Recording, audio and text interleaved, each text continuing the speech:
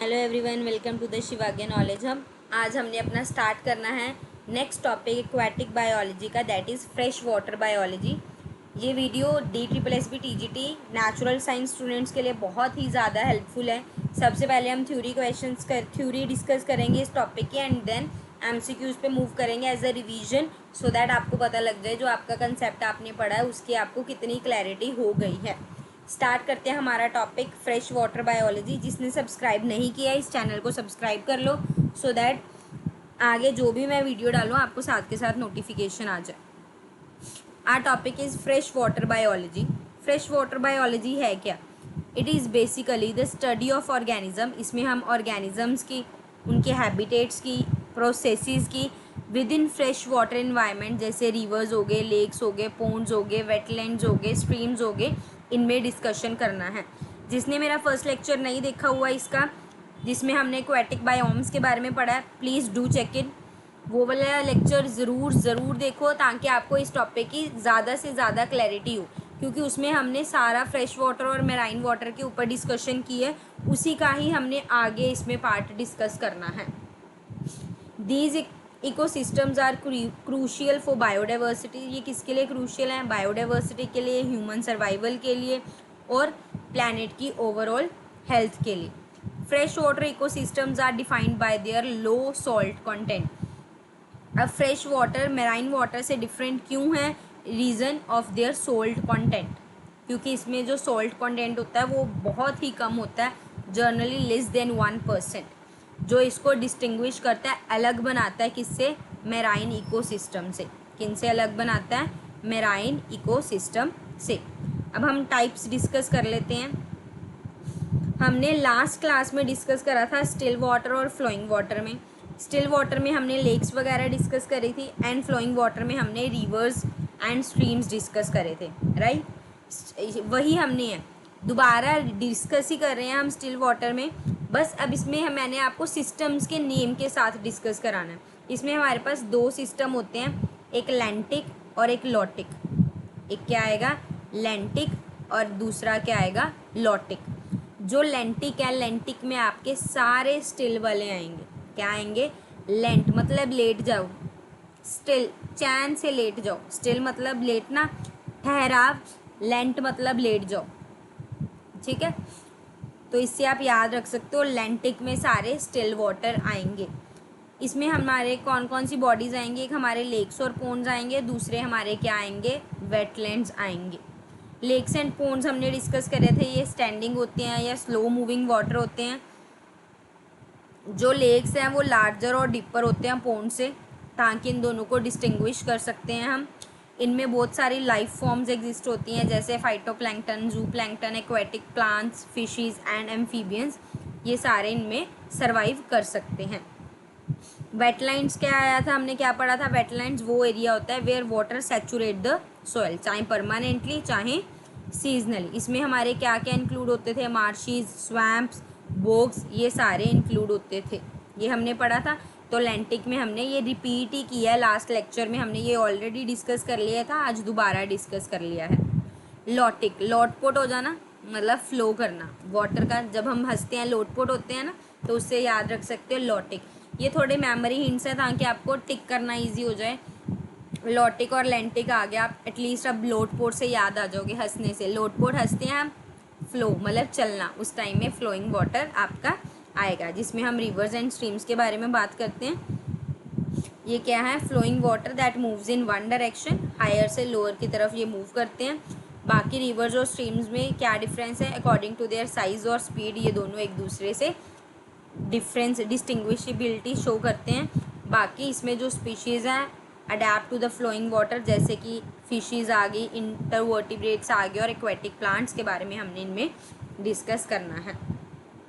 उसके बाद आपके पास दो तरह के आ जाते हैं, बॉयटिक कंपोनेंट और अबॉयटिक कंपोनेंट। सबसे पहले बॉयटिक कंपोनेंट की बात करें, बॉयटिक कंपोनेंट में आपके दो आएंगे, फाइटोप्लैंक्टन एंड माइक्रोफाइट्स। ये आपके किस में आएंगे? प्रोड्यूसर्स में। बायोटिक कंपोनेंट में प्रोड्यूसर्स आपके कौन है? Phyto and macrophytes. आप कैसे याद रख सकते हो? PM से।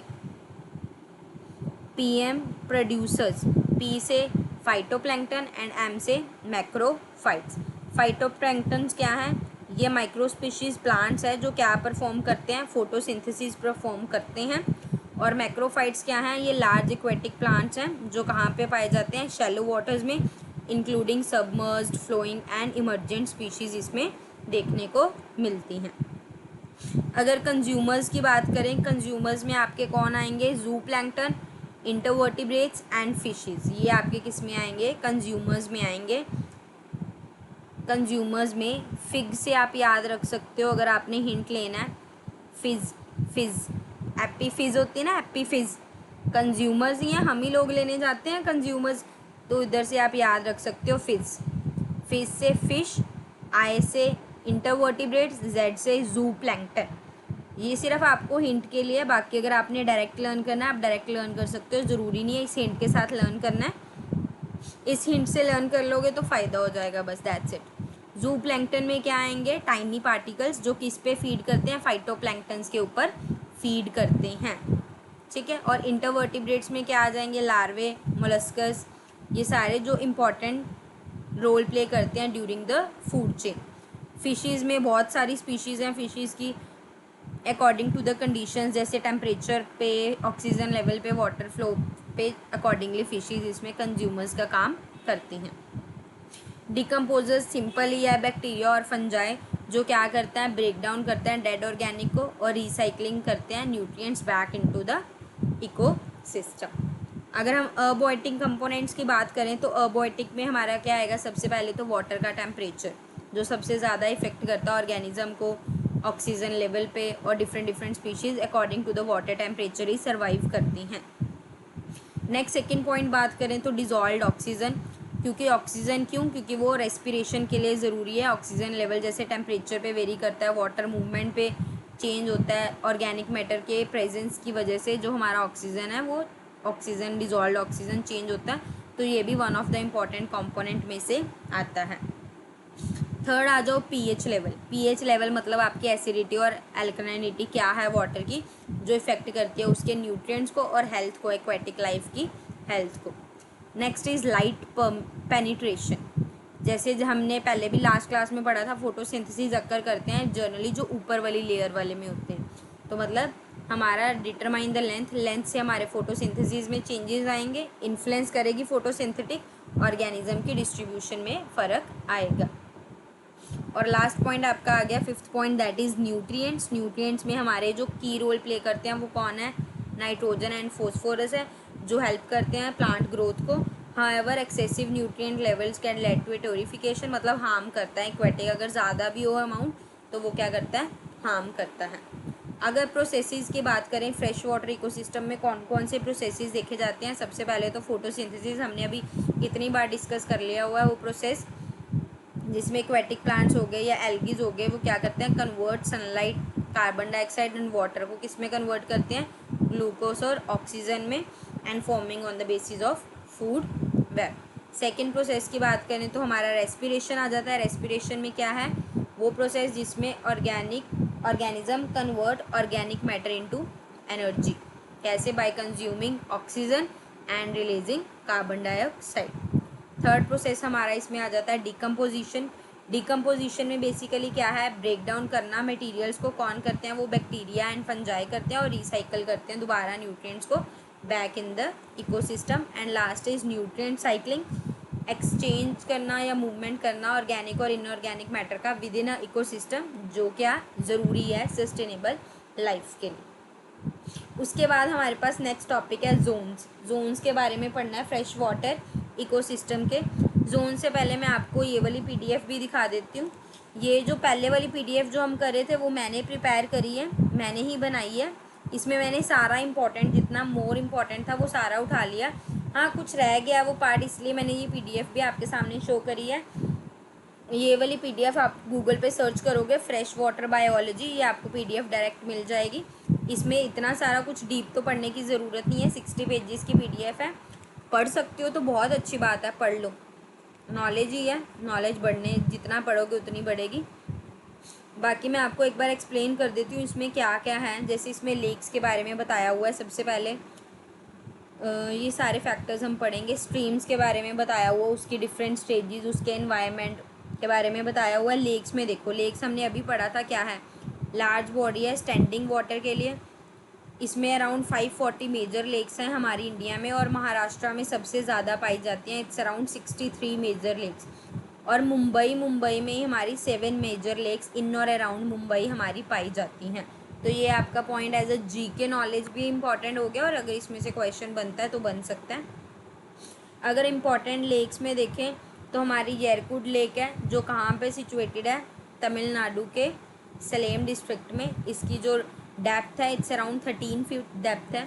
उसके बाद नेक्स्ट है लेक सुपेरियर, ये सबसे लार्जेस्ट लेक है वर्ल्ड की। It's size 31,000 square miles. उसके बाद लेक बाइकल, ये हमारी सिबेरिया में है, डीपेस्ट लेक है वर्ल्ड की, 1700 मीटर्स है। ये इंपॉर्टेंट लेक्स है, कुछ याद रख लो नेम्स। अगर क्लासिफिकेशन की देखें, ये आप पार्ट पढ़ लो, क्योंकि ये कुछ इंपॉर्टेंट कह सकते हैं, क्योंकि इन्होंने फ्रेश वाटर बायोलॉजी सेपरेट दिया हुआ है। तो सेपरेट का मतलब इसकी पूरी डिटेल नॉलेज। तो ये वाला part one of the important part है, इसको आप डिस्कस पढ़ो ज़रूर। लेक्स को हम 3 तरह से क्लासीफाई करते हैं उनकी प्रोडक्टिविटी के अकॉर्डिंग। एक होती है ओलिगोट्रॉफिक, एक होती है यूट्रॉफिक लेक्स, एक होती है डाइसोट्रॉफिक लेक्स। ओईडी से याद रख सकते हो, ओईडी,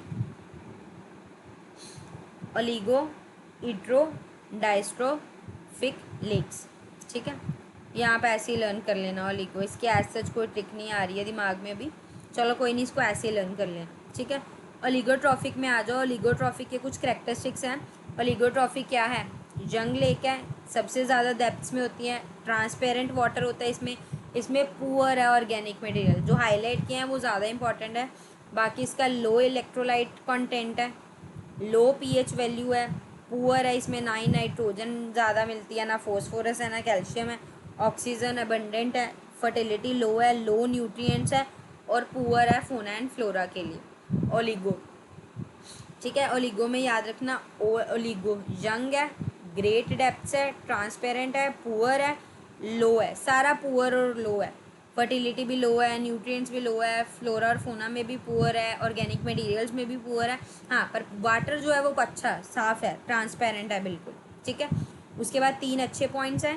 एक वाटर ट्रांसपेरेंट है, डेप्थ ज़्यादा होती है, और यंग लेक्स हैं। ये आपने 3 याद रखनी है। ये आपको ये देखो ओलिगोट्रॉफिक इन्होंने शेप बना रखी है। नेक्स्ट है यूट्रॉफिक।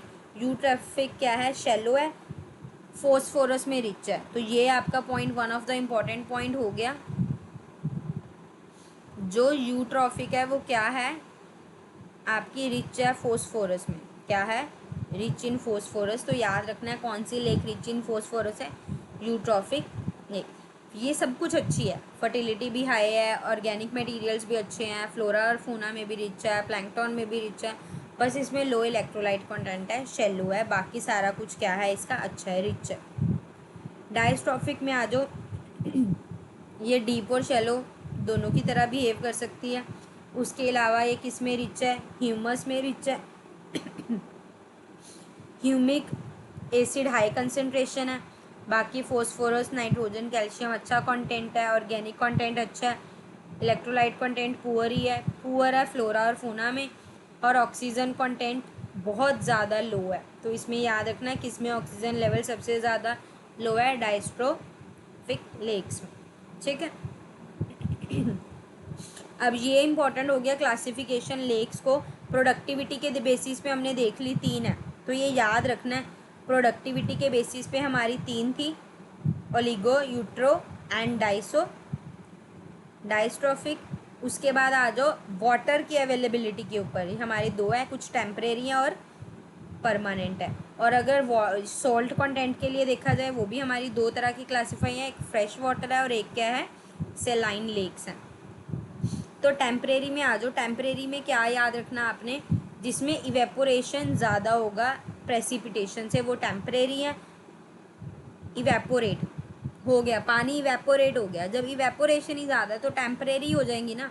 तो इससे याद रख सकते हो, ये हमारे स्मॉल लेक्स आगे जो डेजर्ट्स में पाई जाती हैं।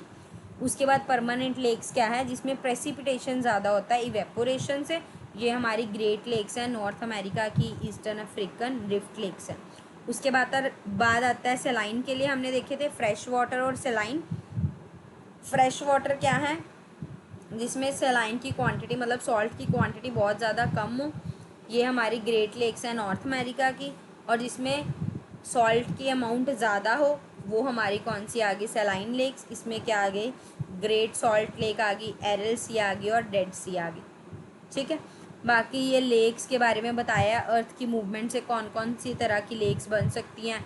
Tectonic lakes, rift valley lakes, lakes by glaciation, rock hollow lakes, lakes by volcanic activity, erosion, wind deflated lakes, deposition से, मैराइन डिपॉजिट से, और मैन मेड लेक्स कौन सी है, डैमिंग ऑफ वाटर और मैन मेड लेक्स। इसमें as such पढ़ने की ज़रूरत नहीं है ये सारी, बाकी ये सारी पढ़नी है, आप पढ़ सकते हो।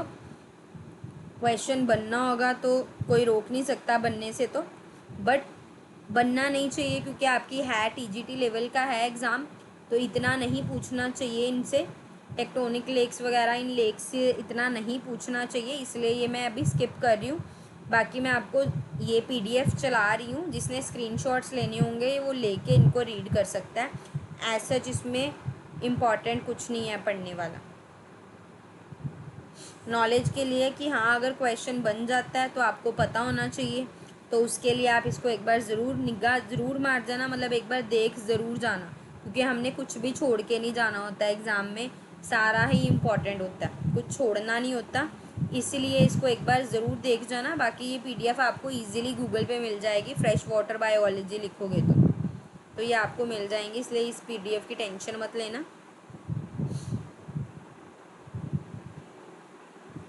अब देखो लेक्स के फंक्शन और यूजेस के बारे में देखें तो मीन्स ऑफ कम्युनिकेशन में यूज़ होती हैं।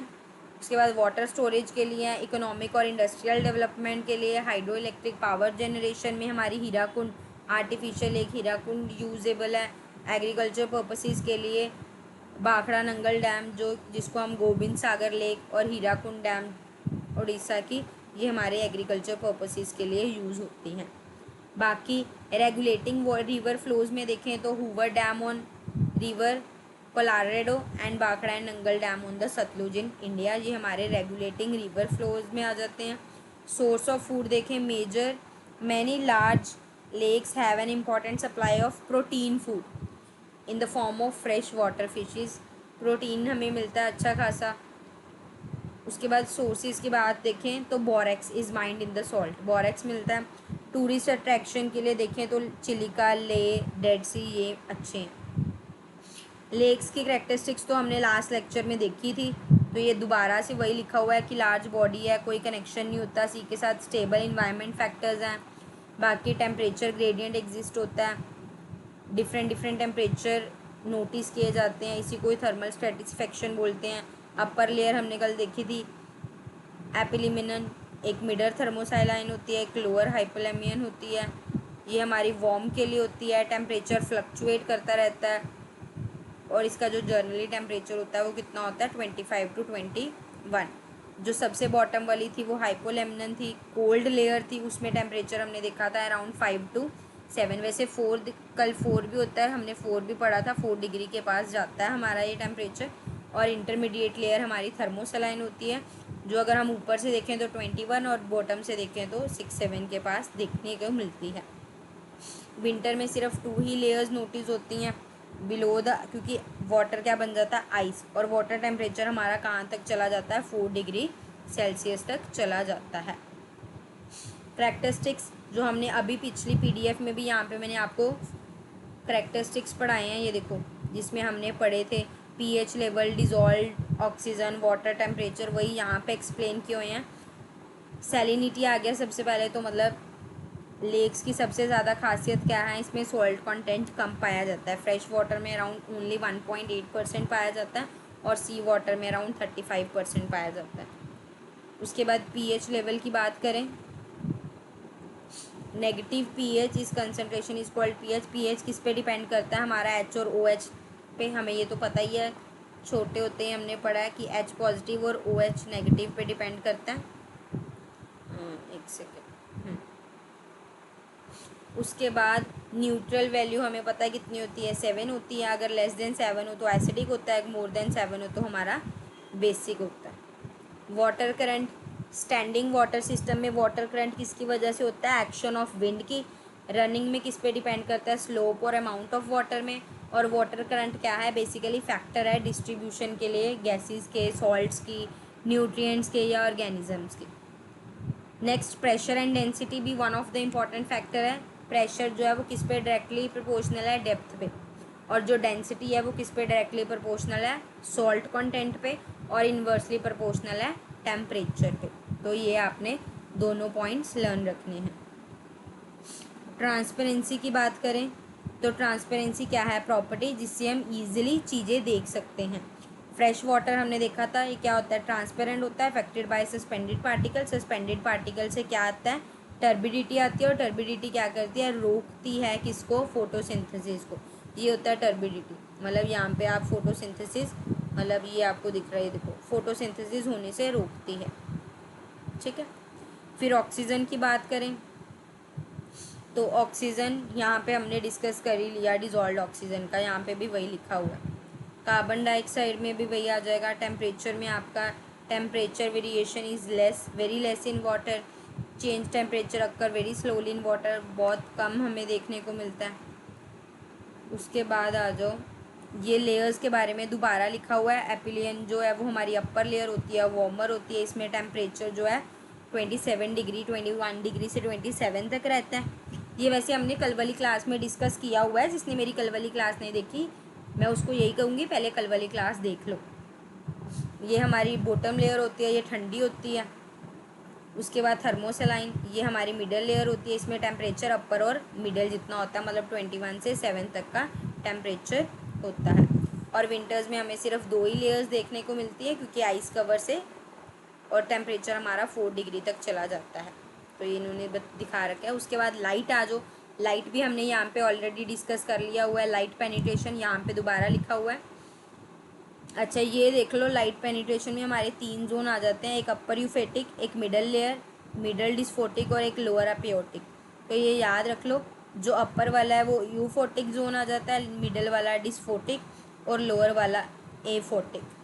ठीक है। अपर, यूई से अपर, एमडी मैनेजिंग डायरेक्टर्स, तो एमडी से मिडल वाली आ गई, और लोअर से आपका अफोटिक जोन आ जाएगा। ये आपको देख सकते हो अराउंड 80 मीटर पे होता है, और ये हमारा 200 मीटर पे होता है। ये लाइट पेनिट्रेशन की बात की गई है कि जो लाइट है वो हमारी जनरली हमारी अपर लेयर तक ही रहती है, नीचे लेयर तक नहीं जा पाती है। ठीक है। डिजॉल्व सॉलिड हमने पढ़ लिए थे। कार्बोनेट्स आगे आगे एग्जांपल्स, ये सिर्फ नॉर्मल बता रखा है आपको।